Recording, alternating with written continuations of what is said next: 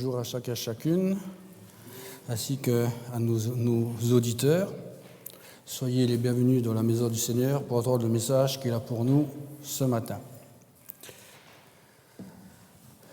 C'est une prédication qui m'a pris du temps à faire parce que je n'avais aucune réponse venant de la part du Seigneur à travers sa parole pour faire cette prédication. Mais, gloire soit rendue au Seigneur, c'est qu'il m'a donné le sujet qui va avec cette prédication. Mais aussi peut-être des réponses à vos questions, comme nous avons pu l'entendre à travers certaines prières de ce matin. Cette prédication est basée sur une personne, mais aussi en tant qu'humain, nous nous posons beaucoup de questions avec beaucoup d'interrogations. Depuis les questions innocentes de nos enfants, allant jusqu'aux questions de certains politiques, voire même de certains universitaires. Des discussions qui sont complexes. Et pourtant, notre vie, en tant que croyants comme non-croyants, est pleine de questions. Du style comment, pourquoi, quand, où. Nous creusons et cherchons pour avoir des réponses. Bien souvent, certaines restent sans réponse, d'autres soulèvent d'autres questions qui amènent des réponses ou peut-être pas de réponses, ou alors qui peuvent nous faire naître des doutes dans nos questionnements. Il y a dans la Bible un homme qui cherche des réponses. Et il se posait des questions difficiles qui n'étaient pas de simples exercices spirituels, ni des plaintes amères. Il était préoccupé de ce qu'il observait de son peuple, mais aussi des nations alentour. Il constatait que le monde allait à sa perte et que le mal allait grandissant. Les questions qui se posaient, c'était « Pourquoi les méchants semblent-ils toujours triompher ?» Et devant toutes ces questions, avec courage et assurance, il adresse ses préoccupations, ses plaintes directement à Dieu, qui lui répond avec une avalanche d'indices. Nos questions pour nous aujourd'hui seraient à peu près du même style, mais aussi pourquoi le monde rejette-t-il de plus en plus le Seigneur ? Pourquoi les autorités font en sorte que nous n'avons pratiquement plus le droit d'aller évangéliser ou de parler avec des gens afin de leur parler de l'Évangile. Parce que si on essaie d'imposer à quelqu'un l'Évangile, on pourrait être condamné pour lui favoriser son choix. Donc ce sont des questions encore valables aujourd'hui. Et aujourd'hui, le message portera sur un cri que beaucoup d'entre nous ont déjà crié. Je le suppose. Même moi, j'ai crié au Seigneur, pourquoi je n'ai aucun indice pour préparer cette prédication. Et j'ai fait comme Habakkuk qui a crié, jusqu'à quand, Seigneur? Et c'est le cri d'Habakkuk que nous allons voir ce matin à travers le message pour nous. Et je vous invite à soit vous lever, soit à baisser votre front parce que je vais prier pour cette prédication. Seigneur, nous venons ce matin devant toi, Seigneur, avec nos questionnements, nos douleurs, nos souffrances, nos silences parfois, devant le trône de ta grâce. Oui, Seigneur, parle à nos cœurs, éclaire nos pas, Seigneur, et transforme nos plaintes, comme tu l'as fait avec Habakkuk, de la souffrance ou de nos incompréhensions à la louange. Oui, Seigneur, je te remercie et pour ta présence, même dans le silence, même si parfois tu nous sembles loin, Seigneur. Et que chacun et chacune de ce matin puisse partir avec un encouragement ou peut-être même avec des réponses à sa question personnelle, Seigneur. Et je prie aussi, Seigneur, que lorsque nous allons quitter ce lieu, que nous puissions au moins retenir quelque chose de ce message que tu as pour nous ce matin. Amen. Je vous invite donc à ouvrir votre Bible en Habakkuk, chapitre 1, les versets 1 à 4. Voici la menace dont le prophète Habakkuk eut la vision. « Jusqu'à quand, Éternel, appellerai-je au secours sans que tu écoutes? Te crierai-je violence sans que tu sauves? Pourquoi me fais-tu voir le mal et regardes-tu l'oppression? Pillage et violence sont devant moi. Il y a contestation et la dispute s'élève. C'est pourquoi la loi est paralysée et le droit n'est jamais établi, car le méchant assaille le juste. C'est pourquoi un droit perverti s'établit. Le titre du message de ce matin, c'est « Les couloirs du temps ». Et pour cela, nous devons comprendre que le temps de Dieu n'est pas notre temps. C'est pour ça que le titre du message, c'est « Les couloirs du temps ». Ça ne fait pas référence au film Les Visiteurs. C'est pourquoi nous devons vivre dans la foi avec une confiance profonde en Dieu. Et seule la foi en Christ pourra nous donner des réponses. Donc le contexte du livre, c'est quelques mots sur Habakkuk. Habakkuk, c'est un nom, un homme, une prophétie. Il n'y a pas de généalogie, il n'a pas d'âge, il n'a pas d'état civil. Bref, il n'y a aucune indication pour que nous puissions le connaître mieux. C'est comme si le messager devait s'effacer totalement devant le message, derrière le message de notre Seigneur qui est Dieu. Habakkuk décrit le caractère de Dieu dans ses voies, les moyens dont il se sert pour accomplir sa volonté à l'égard de l'état moral du peuple et des nations. Et le livre nous parle aussi très peu des événements prophétiques.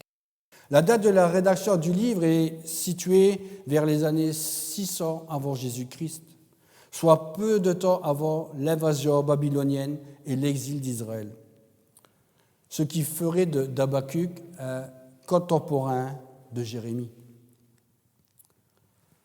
Pourtant, le livre d'Habakkuk nous dit, dans le chapitre 1, verset 1, et dans le chapitre 3, verset 3, que Habakkuk est un prophète. Donc il est le prophète de Dieu à cette époque, puisqu'il est stipulé par 2 fois dans le livre. Frères et sœurs et auditeurs, ces versets ouvrent le livre du prophète Habakkuk par un cri.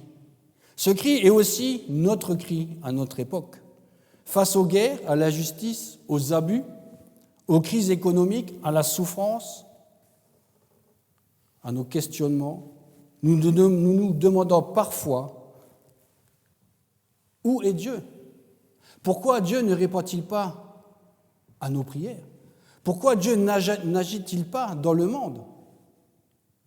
Pourquoi voyons-nous de plus en plus d'églises prêcher de faux évangiles? Toutes ces questions demeurent encore aujourd'hui. Le nom d'Habakkuk signifie, selon certains commentaires, signifie étreindre, embrasser, et peut aussi signifier son amour pour son Seigneur. C'est pourquoi ce matin, nous allons voir 3 clés pour notre époque à travers Habakkuk. La première clé, c'est que le cri du prophète est aussi le nôtre, verset 2. La deuxième clé, c'est que Dieu répond, mais pas toujours comme on l'entend, les versets 5 à 11. Et la troisième clé, c'est que l'heure de Dieu est aussi celle de la transformation intérieure à travers les versets 17 et 18 du chapitre 3. Donc la première clé, c'est le cri du prophète est aussi le nôtre. Jusqu'à quand? Frères et sœurs et auditeurs, l'expression « jusqu'à quand » est un cri universel. Habakkuk ne commence pas son livre par une louange, mais par une plainte. Il voit la violence, l'injustice, l'oppression.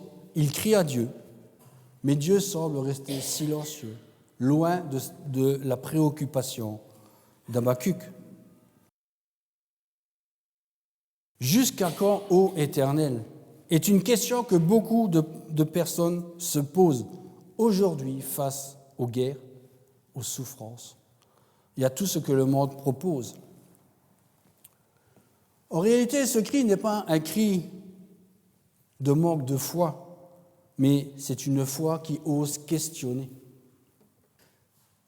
Frères et sœurs et auditeurs, en Christ. Avez-vous déjà crié à Dieu sans recevoir de réponse? Avez-vous déjà regardé les nouvelles qui passent à la télé, vu la souffrance autour de vous et murmuré en vous-même, mais jusqu'à quand, Seigneur, cela va-t-il durer?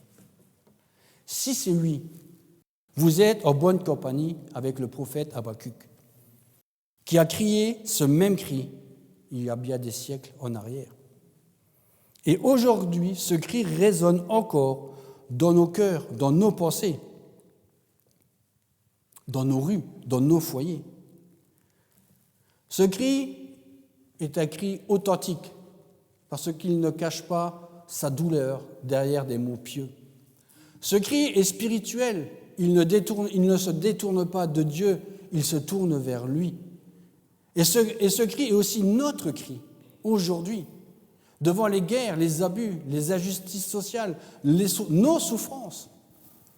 Nous aussi, nous disons, jusqu'à quand cela va-t-il durer? Oui, la question est comment apprendre et comprendre l'heure de Dieu dans notre temps, suivant Habakkuk 1 à 3. Jusqu'à quand, ô Éternel, j'ai crié et tu n'écoutes pas? J'ai crié vers toi à la violence et tu ne secours pas. Pourquoi me fais-tu voir l'iniquité et contemples-tu la justice? Pourquoi l'oppression et la violence sont-elles devant moi?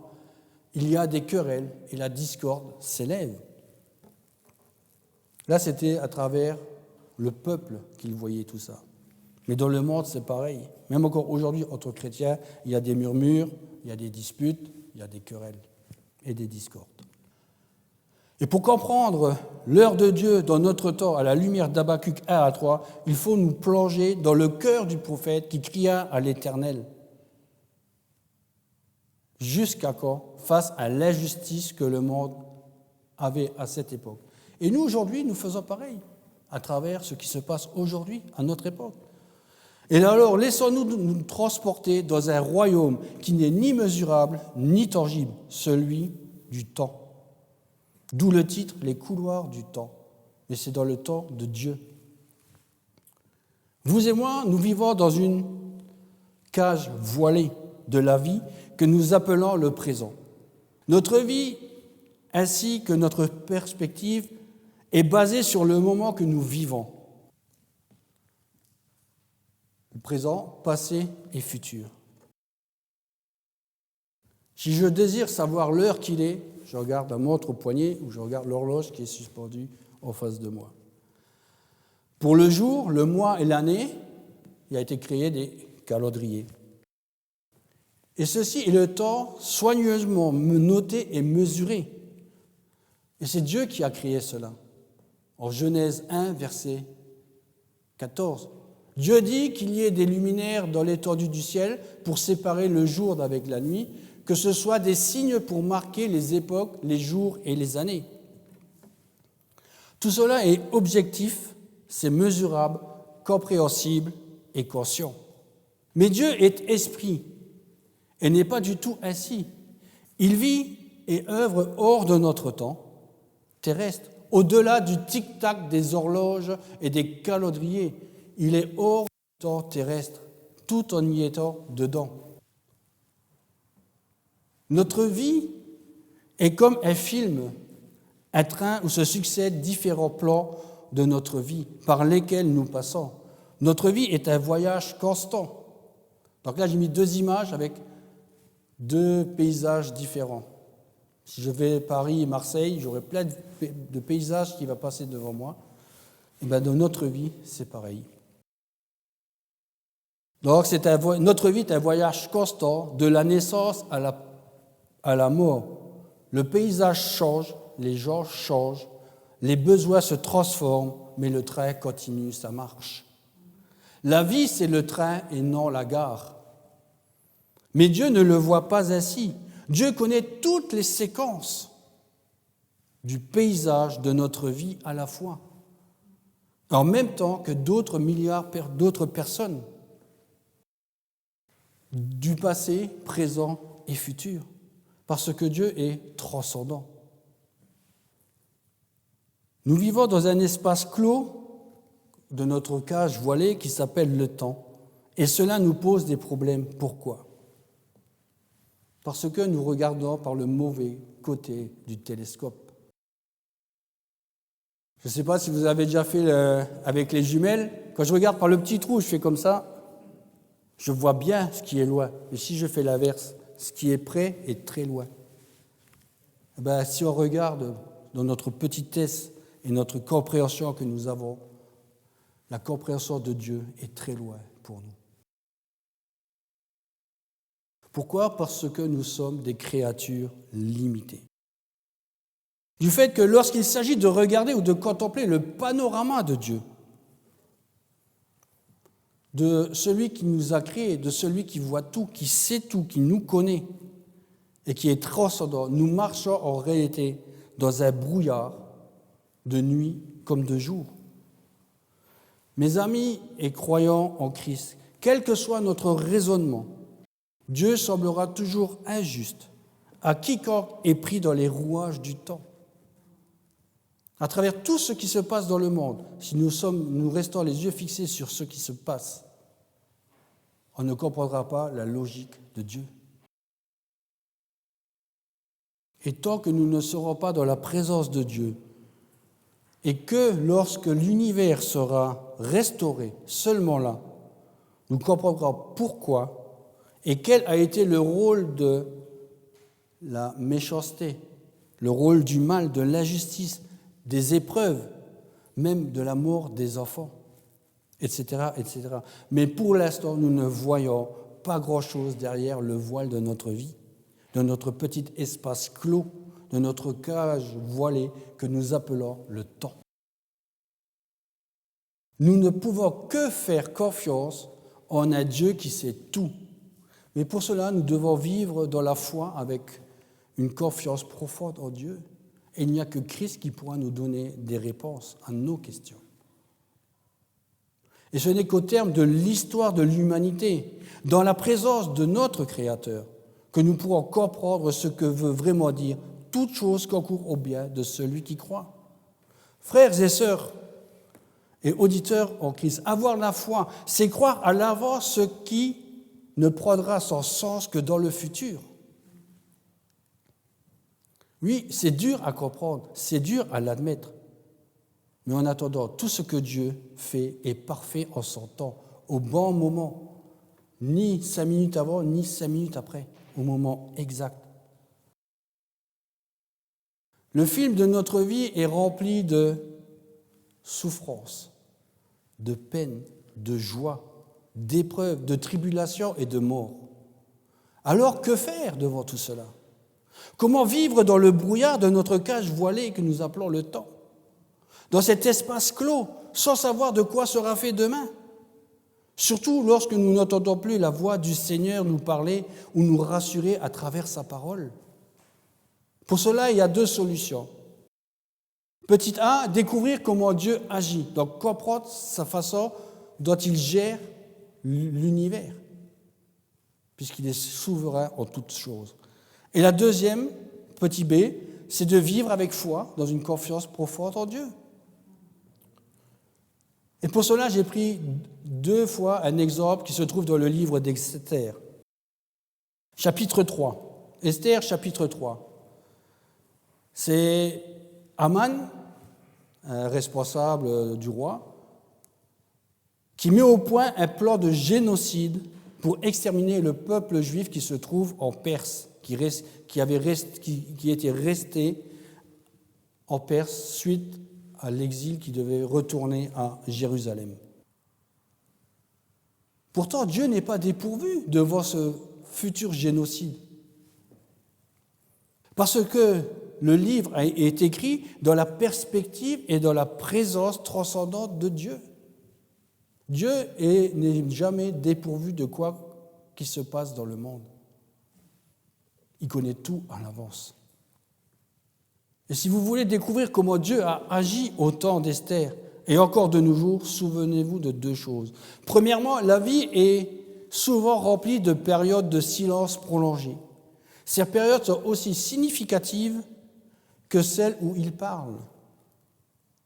Elles sont peut-être pénibles, mais elles ont un sens précis. Au milieu de ce brouillard, nous avons besoin des oreilles d'or de la foi pour entendre sa voix. C'est comme les oreilles d'or des sous-mariniers qui écoutent le fond des mers. Ils arrivent à reconnaître le chant d'une baleine à un moteur d'hélice d'un autre bateau, que ce soit un chalutier ou un autre bateau de guerre, jusqu'à entendre des crevettes qui sont au fond de l'eau.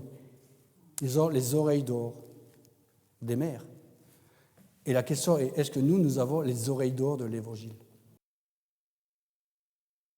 Et plus particulièrement, les oreilles d'or de la foi.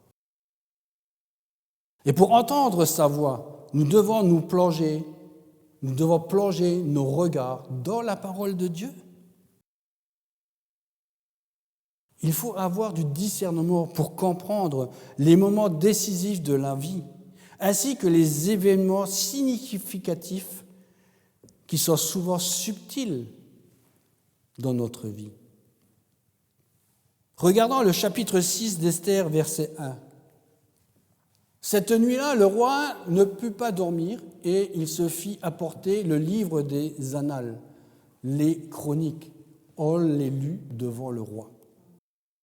Vous allez me dire pourquoi il a pris ce verset par rapport à Habakkuk. Et la première question qu'il faut se poser, c'est pourquoi l'insomnie du roi est mise en valeur? Parce que c'était le moment de Dieu pour mettre en lumière une personne qui le lendemain devait être pendue par le chef Haman. Oui, c'est une remarque peut-être inhabituelle, mais qui a pour conséquence de faire jaillir la lumière sur Mardochée, qui avait, à un certain moment, dans le livre d'Esther, sauvé la vie du roi d'un complot de meurtre, mais qui n'avait pas été récompensé dans son temps voulu. C'est parce que ce n'était pas encore le temps de Dieu pour lui. Et toujours dans le but d'accomplir l'œuvre de Dieu jusqu'à son terme. Continuons avec la deuxième clé. Dieu répond, mais pas toujours comme on l'entend. Les versets 5 à 11. Bon, je vais les lire. Voyez, regardez parmi les nations, soyez dans la stupéfaction et la stupeur, car quelqu'un est en train d'accomplir en votre temps une œuvre que vous ne croiriez pas si on la racontait. Voici, je fais surgir les Chaldéens, ce peuple impitoyable et impétueux, qui traverse des étendues de pays pour s'approprier des demeures, qui ne sont pas à lui. Il est terrible et redoutable.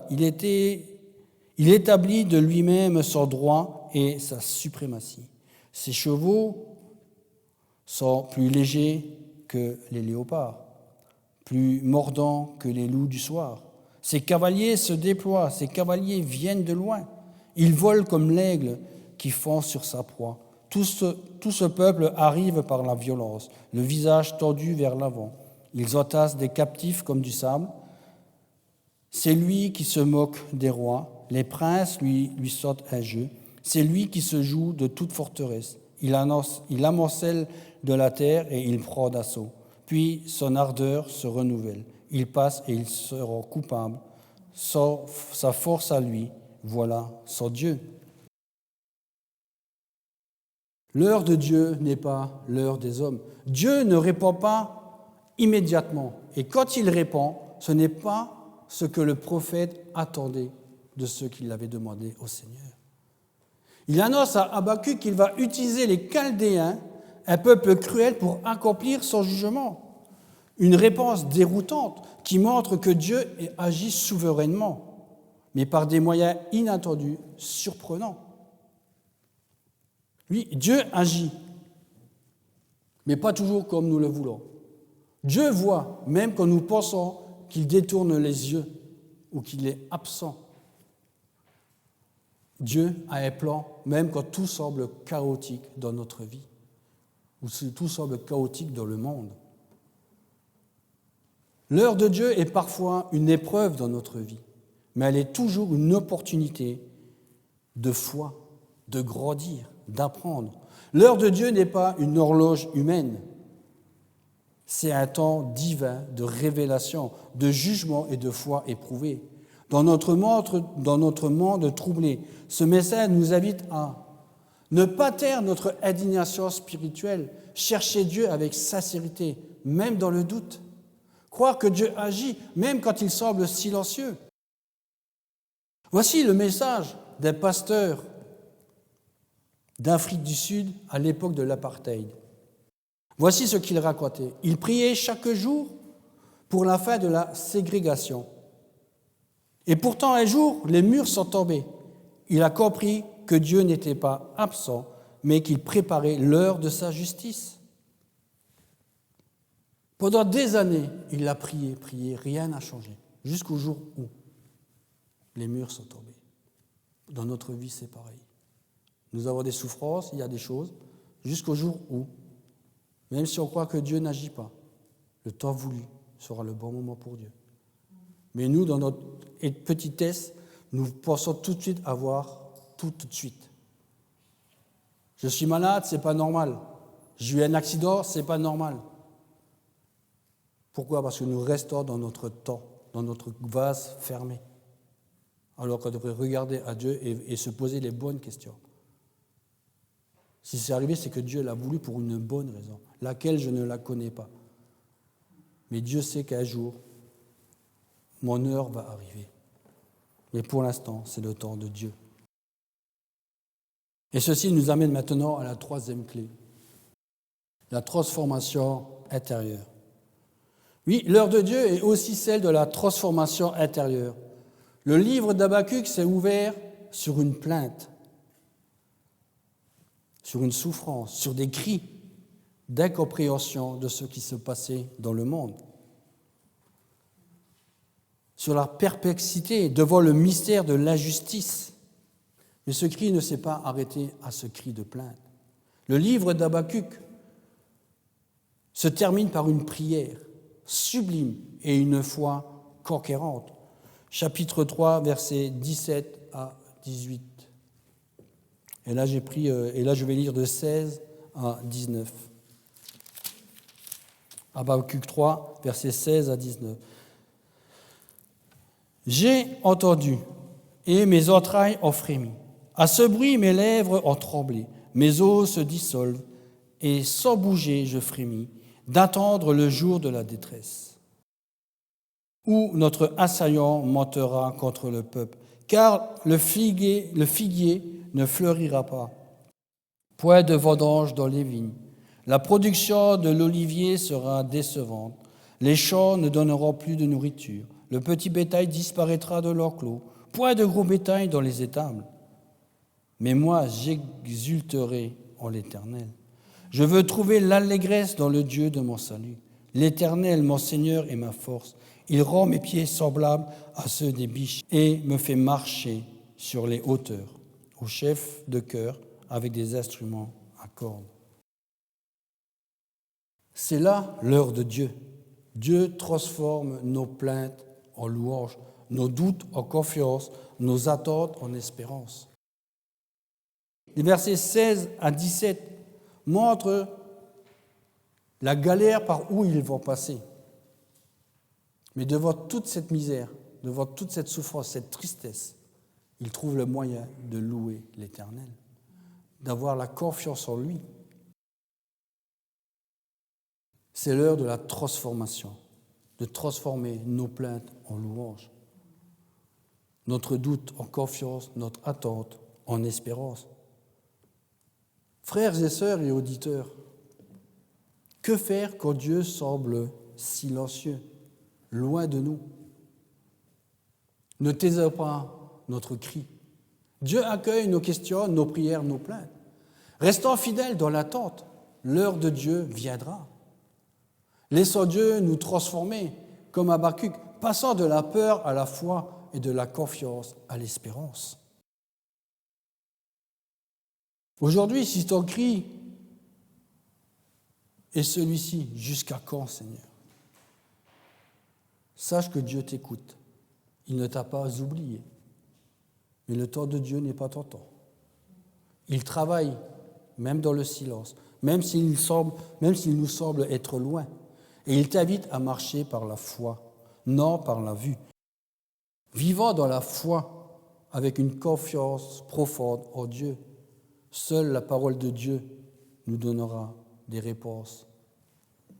Mes amis et auditeurs en Christ, notre Seigneur accordera au ciel la force et la confiance dont nous avons besoin au milieu de l'épreuve, des difficultés, aussi sûres que la biche sur les terrains escarpés.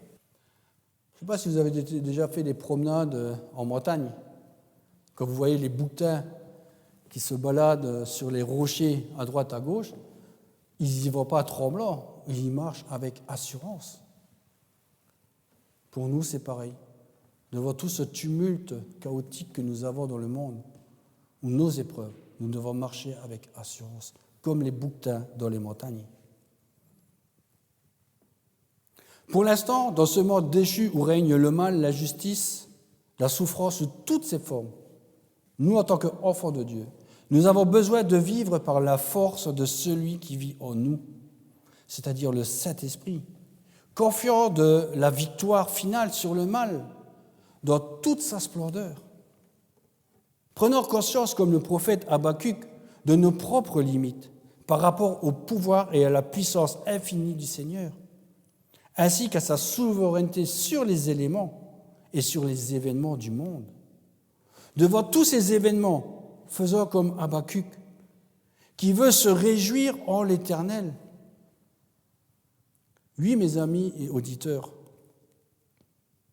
ces sentiments ne dépendent pas des circonstances, mais de sa foi dans les capacités qu'a le Seigneur de le fortifier. Là, je parle de Habakkuk. Et pour nous, c'est pareil. Nos sentiments doivent être basés dans la foi et dans la capacité qu'a le Seigneur à nous fortifier. Et il nous fortifie comment, notre Seigneur? À travers sa parole, à travers les frères et sœurs qui viennent nous exhorter quand on est dans des difficultés, à travers nos communions fraternelles, à travers les études bibliques. Il y aura toujours une petite parole qui va nous réconforter en toute situation. Frères et sœurs et auditeurs en Christ, constatant la profondeur des questions qu'Habakkuk adresse à Dieu, nous serons incités à lui adresser nos plaintes et nos requêtes. Écoutons simplement les réponses que Dieu lui accorde, c'est-à-dire que ce que Dieu a accordé à Habakkuk, et réjouissons-nous, car le Seigneur est à l'œuvre dans ce monde et dans notre vie. Amen. Transformons nos plaintes, nos souffrances, toutes les épreuves qui est sur notre personne, en louange à l'Éternel. C'est lui qui nous donne la force de supporter.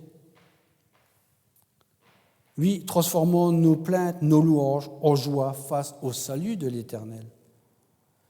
Et là, nous venons de survoler les 3 clés du couloir du temps. Et ceci m'amène maintenant à la conclusion.